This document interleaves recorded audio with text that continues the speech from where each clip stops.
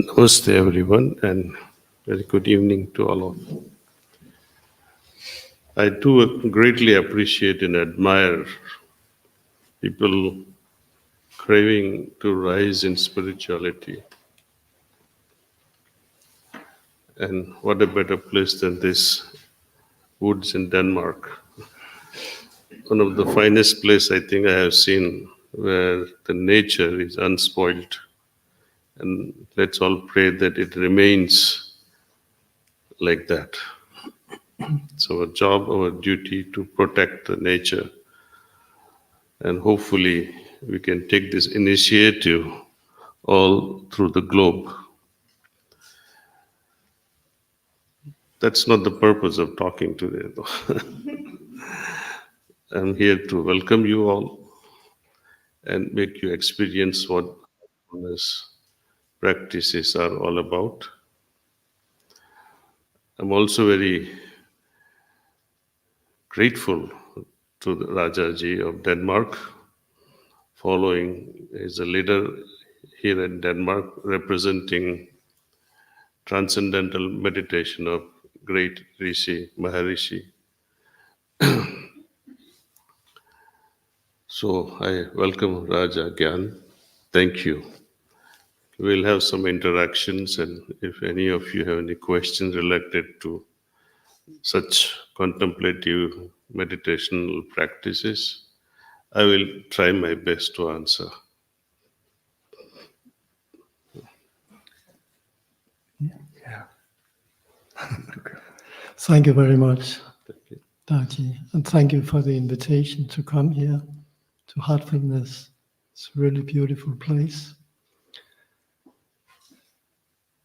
And I also want to express our very deep appreciation of the great work that Heartfulness is doing all over the world to spread the knowledge of consciousness. We had the very great joy of visiting Kanha, Shanti, Vanam, 15 days in the beginning of the year. Almost 11,000 people from 139 countries came together to create what we call the Maharishi effect, this effect of a relatively small group creating peace and harmony in the world. Before this assembly started, the thought was, what should be the result of this assembly? Of course, 15 days would not be enough to create total world peace. So our sankalp, our resolution, what will be the effect?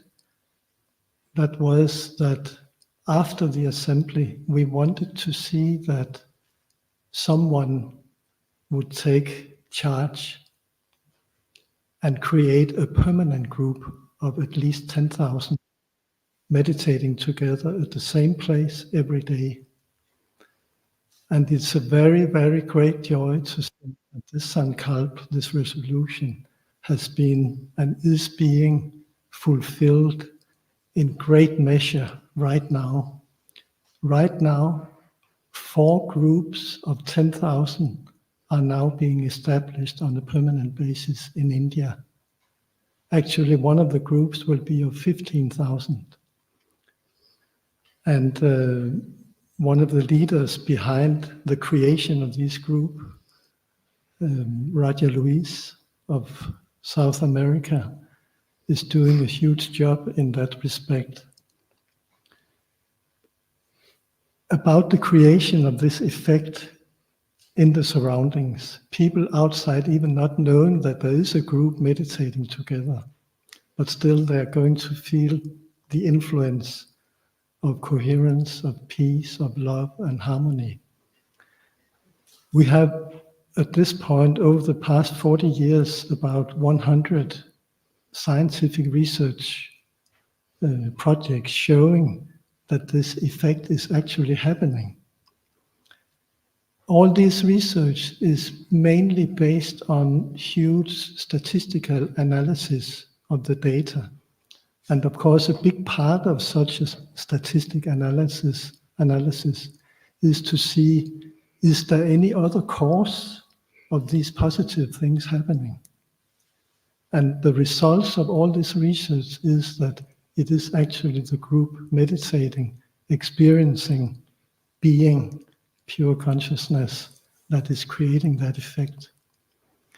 This is research based on statistical research analysis, but we can think, what is the actual thing that is spreading in the world when we are meditating together? And there we will come to the conclusion that the actual physical instrument that is spreading the bliss, the love, the harmony in the world is our heart. And when we look to the Vedic language and see what is the Vedic language for heart, it is the word Hridaya. What does that mean? It means, directly translated, that which gives nourishment. So the heart is giving nourishment to each of our individual physical bodies. But going deep in meditation, the heart is spreading this light of consciousness, of love, of bliss to the whole world consciousness. That is the effect that is presented by doing this deep meditation and creating this Maharishi effect for the whole world. The thing is that in order to really create world peace, it has to be on a continuous basis. It's not just 2 weeks or 1 month. We have to do it every single day to create that effect. I remember at one point a journalist asked Maharishi Mahesh Yogi, "It sounds wonderful, but it sounds as if you are saying that we can actually annihilate, remove all negativity in the world. But how's that possible? The relative world is dualistic. Good and bad and up and down and heat and warm and so on." And then Maharishi explained, no, we are not removing negativity. We cannot annihilate negativity, but creating this huge, strong influence of peace and harmony in the world will push the negativity further and further away, all the way out to infinite distance. And then Maharishi added maybe a little worrying sentence. He said, in infinite distance, we have pushed away all negativity from our world, and there it stands waiting. Waiting for what? Waiting for maybe the day where we think, oh, maybe we will skip meditation today. Everything is good and wonderful. So maybe we can be a little more loose on our practice. And then the coherence will start cracking and the negativity will come in again. So we have to do it continuously.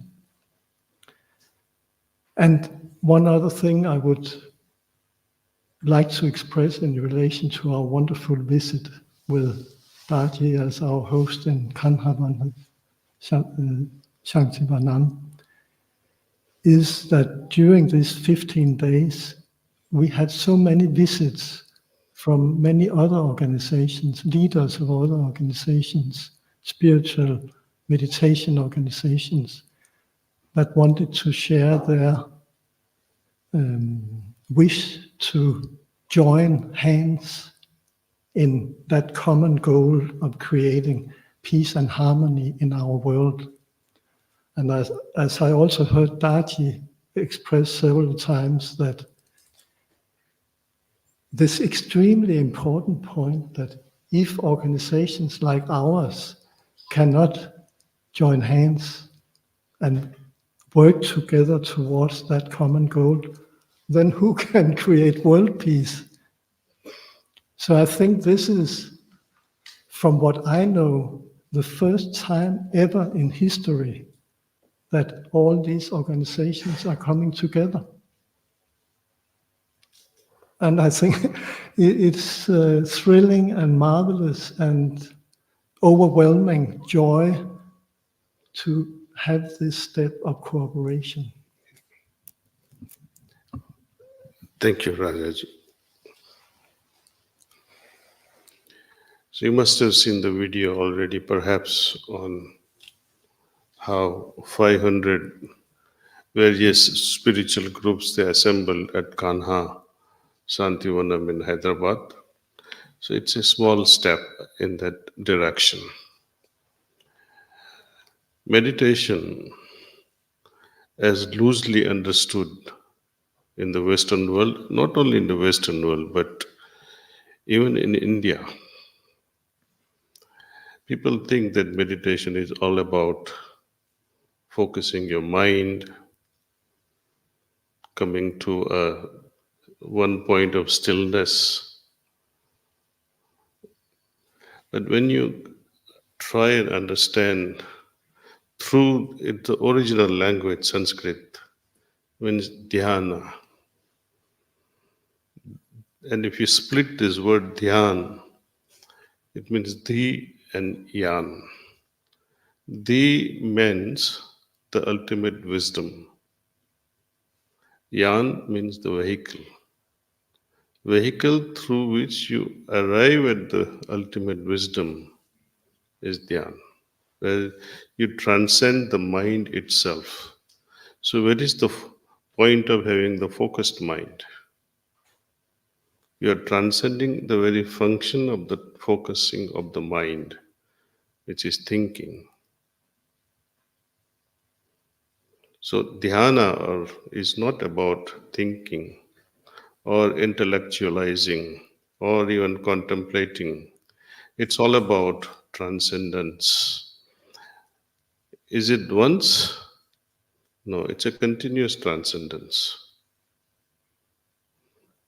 And I used to make jokes around Raja Louis because he was so focused and addictive about Aham Brahmasmi. I say, what an ego you have.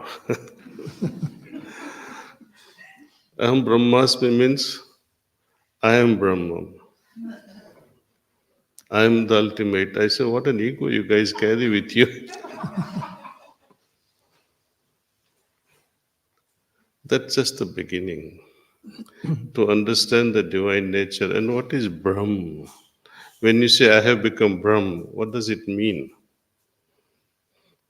Brahm, if you split this word again, Bruha and Man. Bruha means expansion, Man means contemplative mind. Not just the mind, but contemplative mind. As it begins to expand, meaning the way your consciousness expands and you are at the pinnacle of it, then you can say, I am now expanding with my consciousness. But is it enough? It's not enough.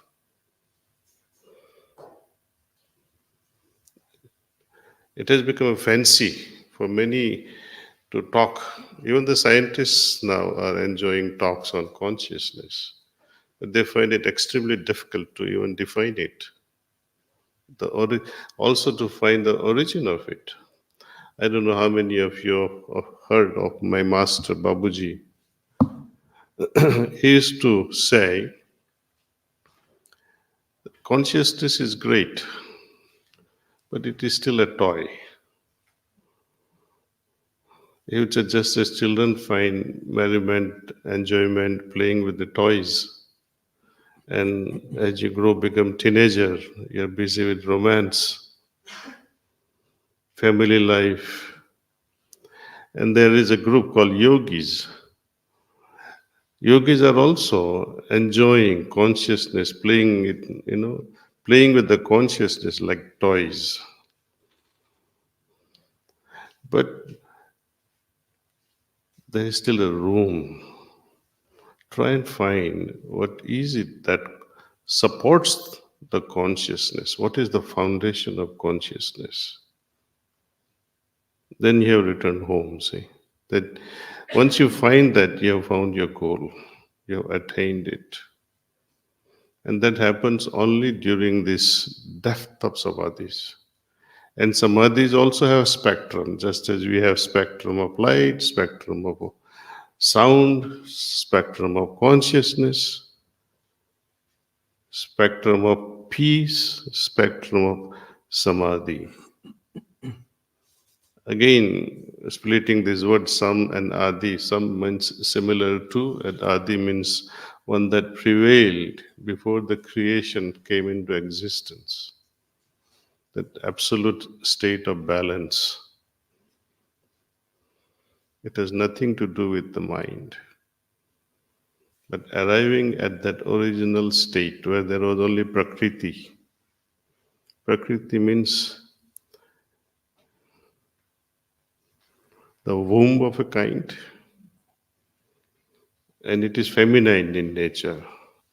And the sages found that in their understanding that the original energy was a feminine energy called Adi Shakti, Adi Shakti. And that came into being and created the whole universe. Anyway, the idea here is to interact with you all, and if you have questions, we'll be very happy to, interact and try to resolve.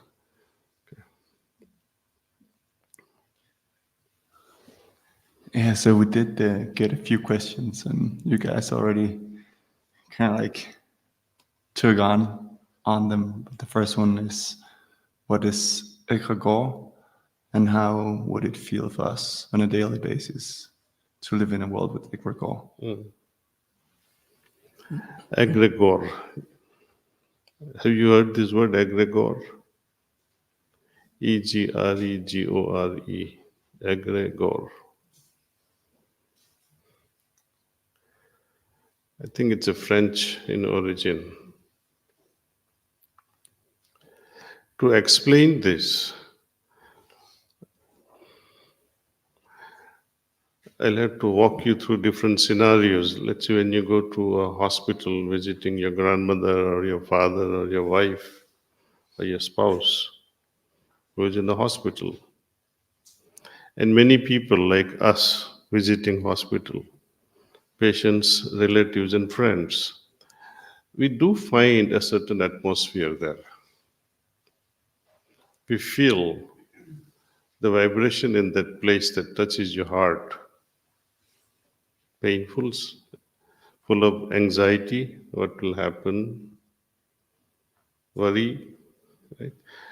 Likewise, when you visit cemeteries or cremation ground, how do one feel?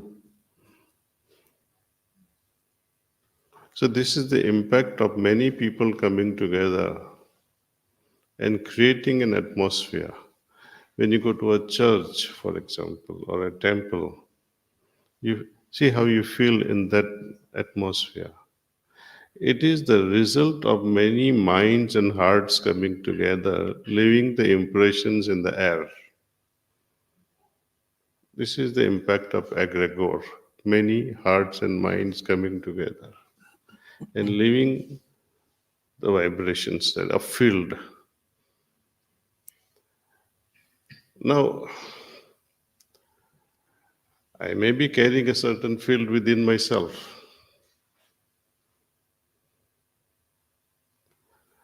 But would my son be affected by it? Would my wife be attracted towards this field that I'm carrying? Is it visible? Is it perceptible? No doubt it is perceptible, not visible. But would they be attracted towards it?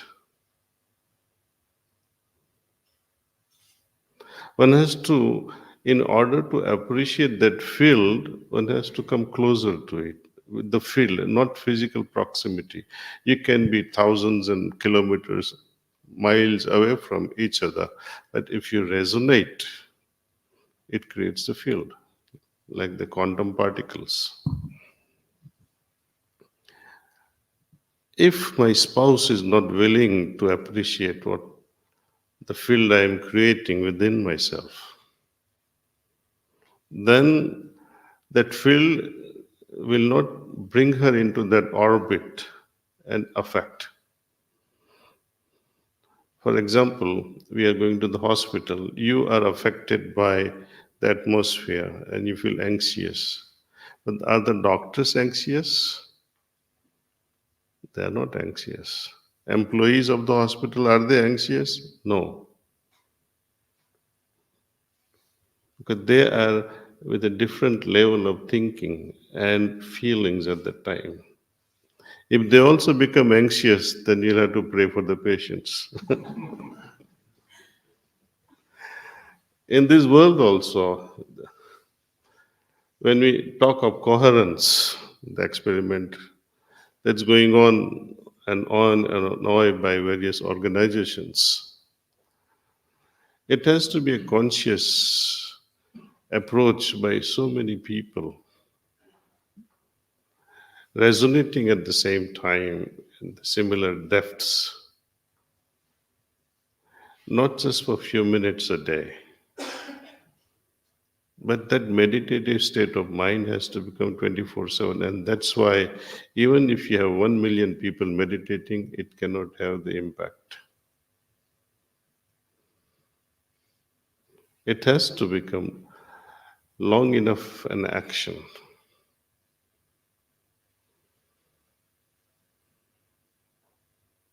to create an egregore impact. And once this egregore impact is created, then the field of consciousness engulfing this planet will change.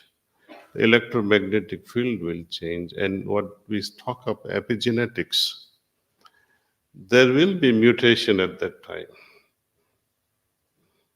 Because now the electromagnetic field is different, and that will trigger the mutation of the human race. They will function at a different level of consciousness then, see. But this is a far-fetched idea. So let us enjoy our meditation at our level, and hopefully and prayerfully expect that someday our mothership, our Mother Earth, will be embellished, decorated, beautified with such beautiful hearts. It's a dream. Could many people in the past attain that? I don't think so. The latest hero was Jesus Christ, right? The hero in the spiritual arena. Before that, there was Mahaviras and Buddhas, Kabir, name few of them. So many philosophers also walked on this planet. They were not effective even in their own families, even in their own communities. Despite of having such a elevated consciousness within themselves, which would be perhaps surpassing millions of people if you collect the consciousness of 1 million people and one that of Jesus. And yet, we could not change the planet. Poor fellow, you know the story, so I will not go into that. They murdered him. Same thing happened to most of these people with higher level of consciousness because they are not well understood by the society. See. They become the laughing stocks as mad people. See. And who knows, your family members also must be telling you, mad person, no? Closing your eyes. What are you doing with closed eyes? So this egregore, I cannot expect my dearest family member to join me in my venture, I have to do it myself. Forget the world, forget the coherence of the universe. Do it yourself first. Let them do their part as and when they can. I do my part. That is freedom, no? You expect freedom for yourself. And I often jokingly say, what if God decides to walk with you hand in hand? See? And each time you want to do something, He tries to correct you. Within 1 week, you'll say, God, please go away, leave me alone in this Denmark. See? You are troubling me too much. So that's our level of understanding. See?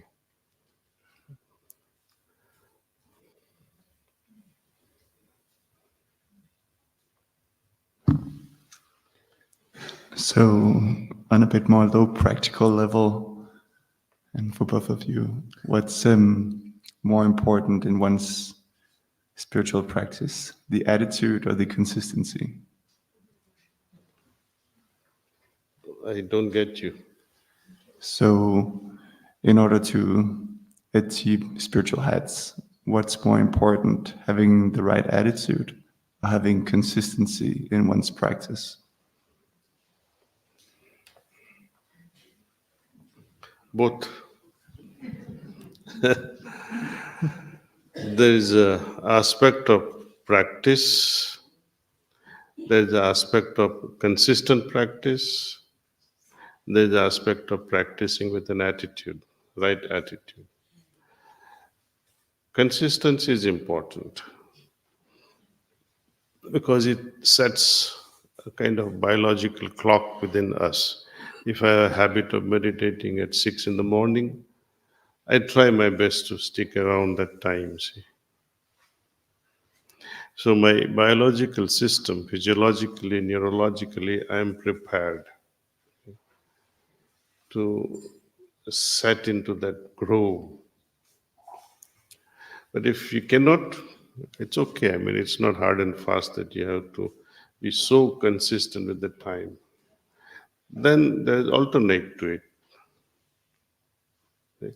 You can meditate anytime you want when your heart prompts you to meditate. So do that. See? But consistency is better. More than all this is the attitude. I would say if the success in spiritual practice has to happen, it is because of this attitude. How impatient I am, restless I am to arrive rapidly at the destination. If I have fixed a goal of going to Disney World from New York City, for example, and I hire a car from New York, and I say, okay, let's go to Pocono Mountains. Then, okay, now I go to Niagara Falls, then Detroit, and I go roam around everywhere, and then I forget, oh, I was supposed to go to Disney World. See?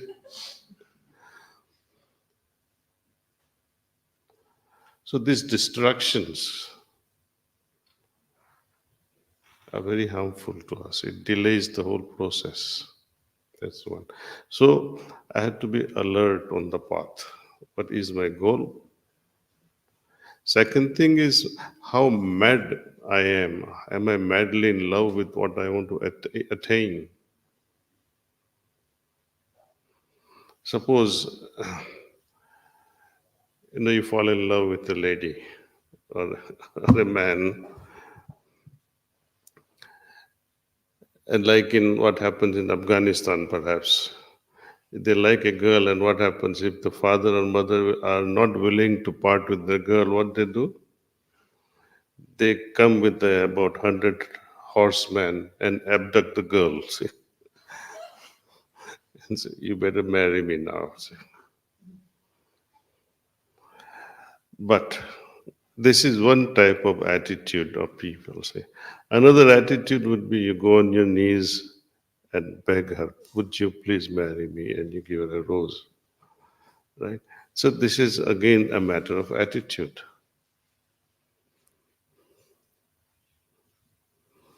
Before meditation, you keep complaining, oh no, I have to meditate again today. Or someone who looks forward to meditating, enjoying meditation. And how can you enjoy meditation just by closing eyes and hope transcendence to happen within you? Transcendence doesn't happen automatically. You need something to carry you through, just as I mentioned, dhyan. It's a vehicle to transport the lowest level of consciousness to the highest, ultimate wisdom. How am I going to transport my consciousness to the highest level? You need a vehicle. And that's what is supported by pranahuti. In heartfulness practices, it is this pranahuti that gives us the depth, experience of depth in meditation. And each day, the depth will keep changing. See? That means your consciousness is also changing all the time. See? The problem with change and growth are multifold. For example, if you are one day at the heart chakra, you have certain experience, and for months together, you keep on experiencing this heart chakra. And later on, with the help of your guide, you move on to the next chakra called Atma chakra. It's absolutely new to you. You will feel frustrated there. See. You will not feel like meditating. Whenever there is a change, a growth, a new station, you will say, oh no, this is not something I'm used to. And automatically your spiritual practice will drop off. So be careful when such a stage arrives in your practice where you don't feel like meditating. That's when precisely you call your trainer and say, this is my state and I would like to cross this. It's like, a child going to a school, used to friends. And it is too common in every family that when your job is changed and now family has to move to some other place. And your child has to come along with you and you say, baby, now we have to go to a new beautiful school. Child will cry. I don't want to go to that school. And that's what happens to us also when we move from one level of consciousness to another level with which we are not familiar. There is what we call natural rebellion within. So you contact a trainer and say, okay, this is my situation now. So the trainer will help you pass through this new inconvenience. And then again, you get used to the new environment, which is lighter than the previous one. Then you get settled down. You begin to enjoy the new station, new level of consciousness. And again, the trainer will try to push you to the next level, but then again, you resist. No one really wants to experience the higher levels because you get so much habituated. So someone has to push you and support you. That's why the need of a proper guide in a spiritual practice. And I really wish that you all try this systematically. And what do you have to pay with these contemplative heartfulness practices? Nothing, zero. No one would ever ask you for money.